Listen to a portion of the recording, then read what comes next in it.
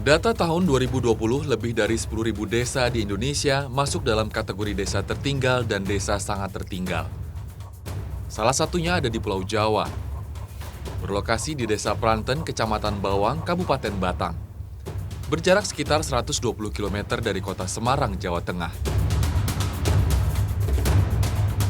Desa Pranten memiliki potensi perkebunan yang luar biasa, khususnya untuk tanaman sayur.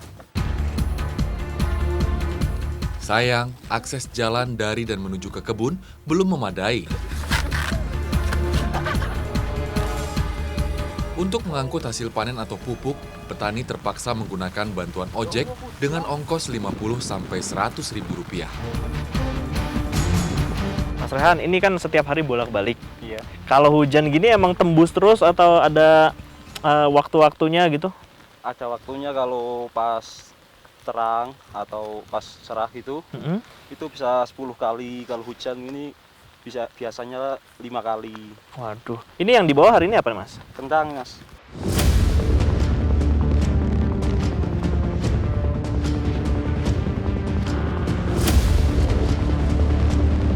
Hasil sayur mayur dari Desa Pranten memang melimpah. Sejak dulu, Desa Pranten terkenal sebagai pemasok hasil kebun terbesar untuk Kecamatan Bawang dan Kabupaten Batang.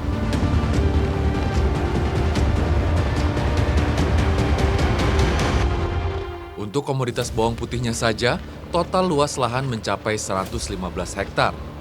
Per hektar lahan bisa menghasilkan 17 ton bawang putih sekali panen.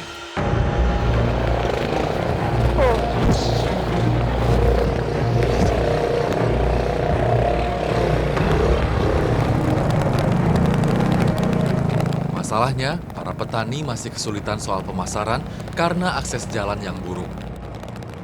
Biaya transport dengan ojek memangkas sebagian besar keuntungan mereka. Jalur ini dibuka oleh para pengojek sekitar tahun 2015-2016. Mereka membantu para petani untuk bisa menurunkan hasil panen.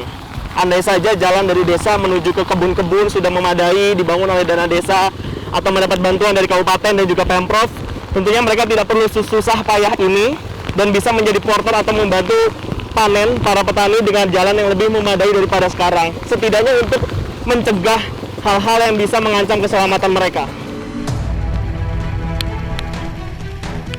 Jalur yang harus dilalui pengemudi ojek terbilang ekstrim. Kerap terjadi kecelakaan yang mengakibatkan pengemudi ojek terjatuh dari motornya. Hasil panen pun menjadi rusak. Harganya otomatis turun.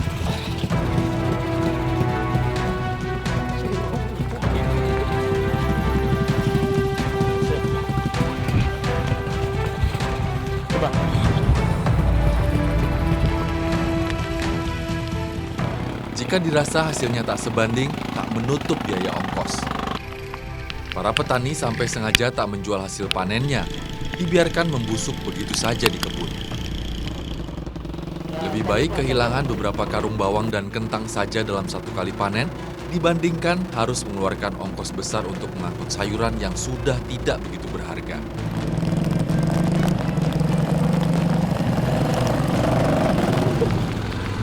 Kita berada beberapa ratus meter di bawah puncak Gunung Perahu. Kita ada di lerengnya sekarang. Dan jarak dari desa ke kebun ini minimal 5 km. Anda bisa bayangkan, para pengojek ini tentunya harus yang handal karena membawa sekitar 100 sampai 150 kg sekali angkut. Dan dalam sehari mereka bisa mengangkut mungkin 5 sampai 10 kali perjalanan. Intensitas hujan di wilayah Kecamatan Bawang tergolong tinggi. Apalagi di lereng Gunung Perahu yang berkabut. Jarak menuju desa yang tidak begitu jauh dari kebun harus kami tempuh sekitar 1 jam perjalanan. Akses jalan yang masih berupa tanah sepenuhnya membuang waktu, tenaga, dan juga biaya. Melelahkan. Tapi mau bagaimana lagi? Tak ada pilihan lain bagi warga Desa Pranten. Hanya ada satu akses jalan untuk bisa menjual hasil panen ke tempat pengepul.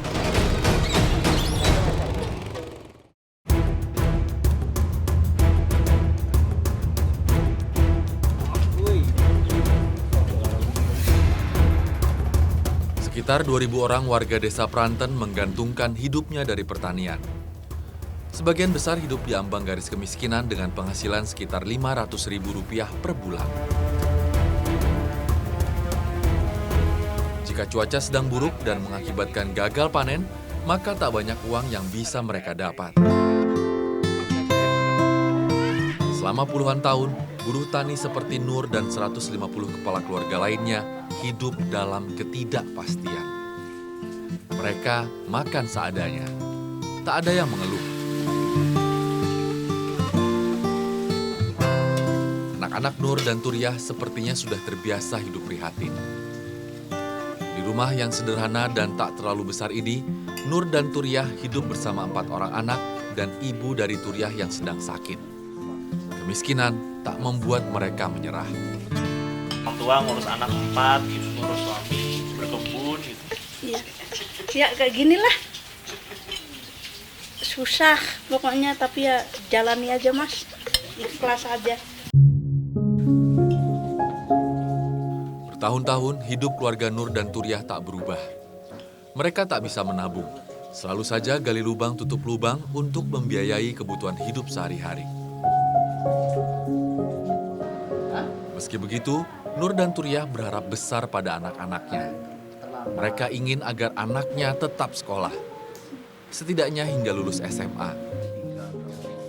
Iya, Nur dan Turiah sadar hanya pendidikanlah yang bisa membuat anak-anaknya terbebas dari jerat kemiskinan. Kalau harapan untuk Zulfa sendiri apa, Bu? Ya pengen dia punya pekerjaan yang nggak seperti saya gitu. Pengennya dia lebih maju dalam kerja yang ringan lah, nggak usah berat kayak orang tuanya. Perjalanan ekstrim tidak hanya dilalui oleh para pengemudi ojek, tapi juga warga yang akan pergi ke kebun hampir setiap hari. Bersama keluarga Nur dan Turiah, saya kemudian menjajal medan jalan tanah berbatu menuju kebun di atas bukit. Perjalanan yang menguras tenaga. Sebenarnya ada jalur alternatif berupa jalan setapak yang lebih cepat ditempuh. Hanya saja jalurnya lebih curam dan rawan longsor.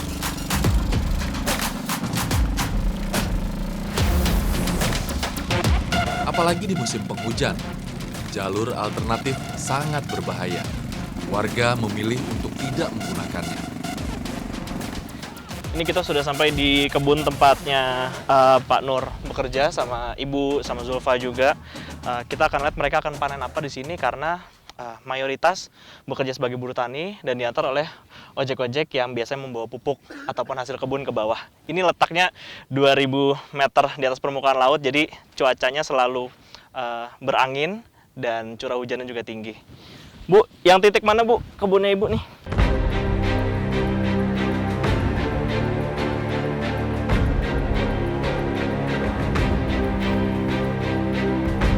Nur sejak remaja sudah bekerja menjadi buruh tani di kebun. Ia sebenarnya ingin pergi merantau mencari kerja ke kota. Namun apa daya, Nur tak punya biaya. Nur juga berpendidikan rendah dan tak punya ijazah. Sulit rasanya untuk bersaing mencari kerja di kota. Untuk menyambung hidup, mau tak mau Nur mengikuti jejak ayahnya menjadi buruh tani.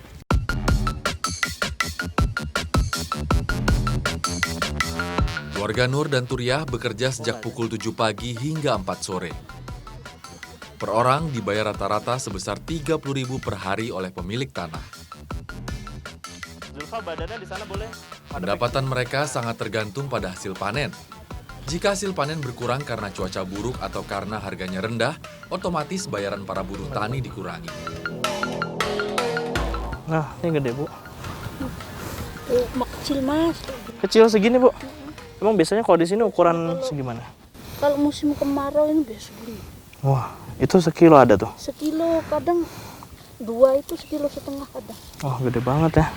Saya pikir ini paling gede nih Bu. Belum apa-apa ini. Emang pengaruhnya apa sih Bu kok bisa hasilnya kecil gitu?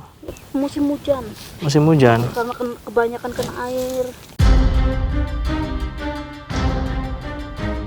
Tanah di Kecamatan Bawang memang tergolong gembur dan memiliki kadar humus yang tinggi. Sayangnya hal ini tidak didukung dengan pembangunan infrastruktur jalan. Padahal masalah ini sudah dikeluhkan warga bertahun-tahun lalu. Namun hingga kini tak ada penyelesaian. Bu, apa sih yang paling susah Bu di sini kalau jadi petani Bu? Ya ini petani kayak gini kalau paling susah ya kalau mau nanam musim panen, penghujan ini jalan jelek kayak gitu. Itu berarti pengaruh ke harga juga? Iya, kalau di tempat dia yang sana kan jalannya udah bagus. Ya itu bisa 8.000, kalau di sini jalannya jelek kayak gini kan mobil susah kan. Jadi ada potongan buat ongkosnya itu ya?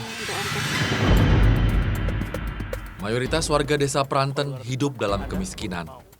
Padahal mereka tinggal di alam yang subur. Meski hasil panen seringkali berlimpah, namun kehidupan mereka tak banyak berubah. Tak sejahtera. Di musim penghujan yang katanya mereka hasilnya lebih kecil, kemudian tidak seberapa dibandingkan musim kemarau, bisa menghasilkan 14 ton. Anda bisa bayangkan betapa besarnya potensi di sini kalau misalnya ada stimulus dari pemerintah untuk bisa menggarap kebun dengan beradaptasi dengan cuaca yang lebih baik gitu. Dan juga akses jalannya jika diperbaiki tentunya hasilnya lebih baik. Tidak hanya bagi orang-orang yang memiliki lahan, tapi juga bagi buruh tani seperti Bapak, Ibu, dan keluarganya Zulfa. Panen 3 bulan lalu, per hektar lahan menghasilkan 28 ton kentang.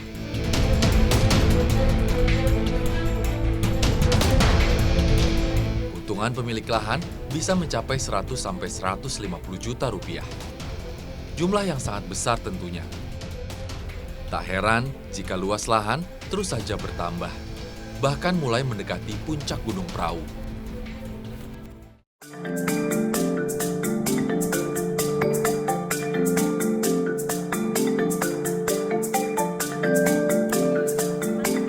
Jika sudah panen, para buruh tani diperbolehkan untuk mengambil sayuran yang tersisa di kebun.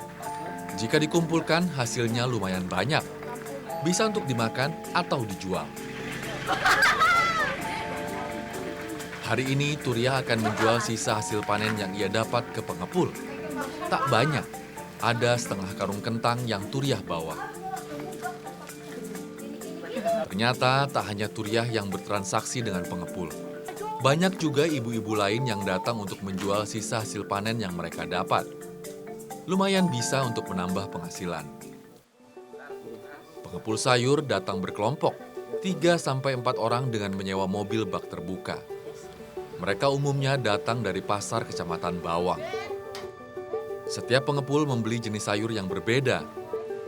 Standar harganya pun tidak sama. Turiah harus pandai-pandai bertransaksi. Turiah cukup beruntung. Dari setengah karung kentang yang dijualnya, ia mendapat uang Rp200.000.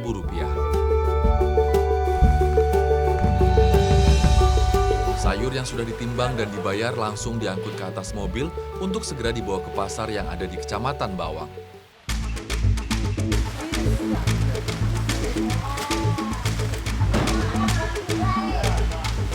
Para pengepul yang datang tak hanya dari Kecamatan Bawang saja jika panen sedang berlimpah. Pengepul dari Dieng dan Kabupaten Banjarnegara juga datang ke Desa Pranten. Lokasinya memang dekat, sekitar 5 km saja. Namun jika masuk musim penghujan, intensitas kedatangan para pengepul sedikit berkurang. Terkendala akses jalan yang rawan longsor. Ibu udah mau berangkat ini Bu? Hati-hati ya Bu ya. Jadi ini para pembeli-pembelinya memang sudah datang ke sini langsung menggunakan mobil yang memang mereka sewa. Jadi ini dagangannya sudah pasti mereka beli karena tadi mereka bayar ke petaninya masing-masing. Ini akan melewati jalan yang ekstrim, jaraknya 12 kilo. Dan caranya seperti ini. Tadi saya mau ikut tapi karena memang tidak muat dan juga berbahaya, jadi saya tunggu di sini di kampung. Ibu-ibu akan ke pasar di Bawang ya. Oke. Hati-hati Bu. Kegiatan transaksi antara petani dan pengepul sayuran pun berakhir. Mobil pick-up yang sudah terisi karung-karung sayuran kemudian berangkat menuju Kecamatan Bawang.